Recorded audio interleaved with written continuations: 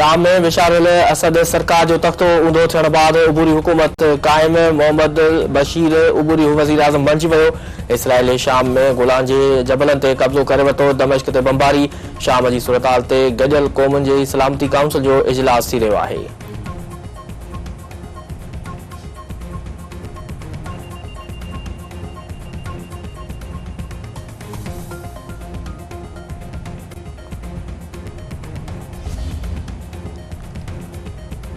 हुकूमत तरफां शाम में फातल पाकिस्तान के कढण लाइ कोशिशूं तेज़। वज़ीर आज़म शहबाज शरीफ जो लिबनानी वज़ीर आज़म सां फ़ोन ते राब्तो। शाम में फातल पांधीड़नि खे ज़मीनी रस्तो ॾियण जी दरख़्वास्त।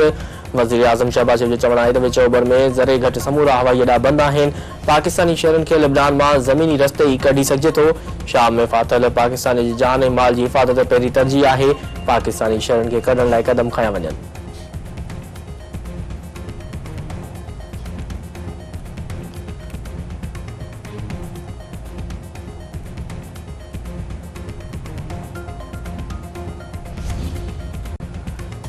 मदरसनि जी रजिस्ट्रेशन ते हुकूमत JUI आम्हूं साम्हूं। हुकूमत तरफ़ां मदरसनि जी रजिस्ट्रेशन बाबति सलाह मशवरो वसी करण जो फ़ैसिलो। इस्लामाबाद में मदरसनि जी रजिस्ट्रेशन जी आकारी असरनि बाबति कॉन्फ्रेंस। मदरसनि जी तालीम वारी वज़ारत सां ई ॻंढियल रहण ते इतफ़ाक़। सदर सभा वारे वफ़ाक़ी वज़ीर अता चयो आहे त मदरसनि जी रजिस्ट्रेशन बाबति सलाह मशवरे जो सिलसिलो वधायो वेंदो। मदरसनि सां लाॻापियल नाकारी शयुनि खे ख़तमु करणो पवंदो। मदरसा तालीम वारे वज़ारत जे मातहत थियण खां पोइ फ़ाइदा बचण शुरू थी विया आहिनि। मौलाना फज़ल रहमान तमामु घणो अहम आहे। संदसि तजवीज़ुनि ते गौर कयो वेंदो।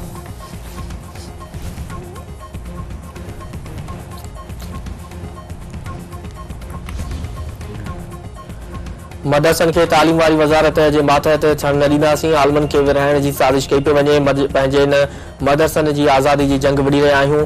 हुकूमत जी का बि तजवीज़ क़बूल नाहे। मुफ़्ती तक़ी उस्मानी जे मशवरे ते मुस्तक़बिल जी हिकमत अमली जो ऐलान मुलतवी कयो आहे। रियासत सां टकराव न पर मदरसनि जी रजिस्ट्रेशन घुरिजे। JUI सरबराह मौलाना फज़ल रहमान।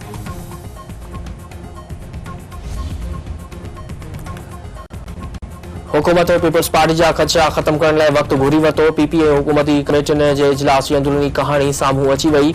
पीपल्स पार्टी जे वफ़द नून लीग खे ख़दशनि खां आगाह करे छॾियो। नून लीग ॾुखे वक़्त में हर मुतालबनि ते हामी भरे थी।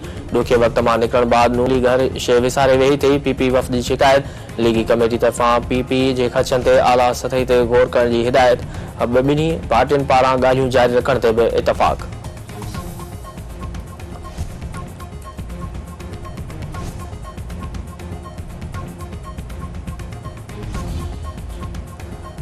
डेरा इस्माइल खान में सिक्योरिटी फोर्सेस जी कार्रवाई। 2 दहशतगर्द माच विया। हिकु ज़ख़्मी हालत में गिरफ़्तार। ISPR जो चवणु आहे त डेरा इस्माइल खान जे इलाइक़े कराची में ॻुझ इतला ते ऑपरेशन कयो वियो। सिक्योरिटी फोर्सेस जी कार्रवाई में 2 दहशतगर्द माच विया आहिनि। माच वियल दहशतगर्दनि जे कब्ज़े मां हथियार हथिया विया आहिनि।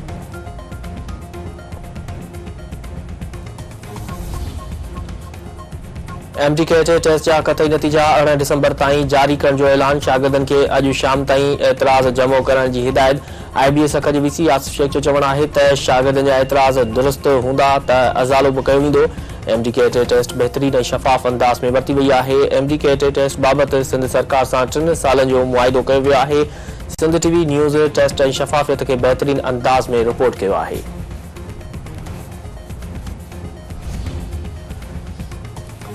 नवाबशाह भरिसां कचो शराब वापराइण सबबि 4 नौजवान फौत। मोर इंतज़ार ऐं सलाम समेत 6 ॼणनि जी तदफ़ीन। वाक़िए सबबि इलाइक़े में सोग।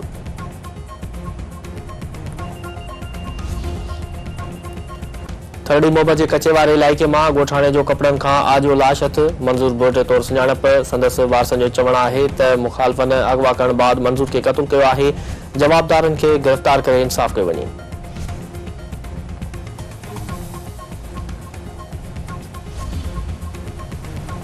मीरपुर ख़ासी दहशतगर्दी टोड़ अदालत डॉक्टर शाहनवाज़ कुंबर ख़िलाफ़ एहतिजाज दौरान पुलिस मोबाइल साड़ण ऐं रंडकू विझण जे केस में 20 ॼणनि जी उबूरी ज़मानत मंज़ूर करे वरिती। 1 लख रुपयनि जा ज़मानती कागज़ जमो करण जी हिदायत।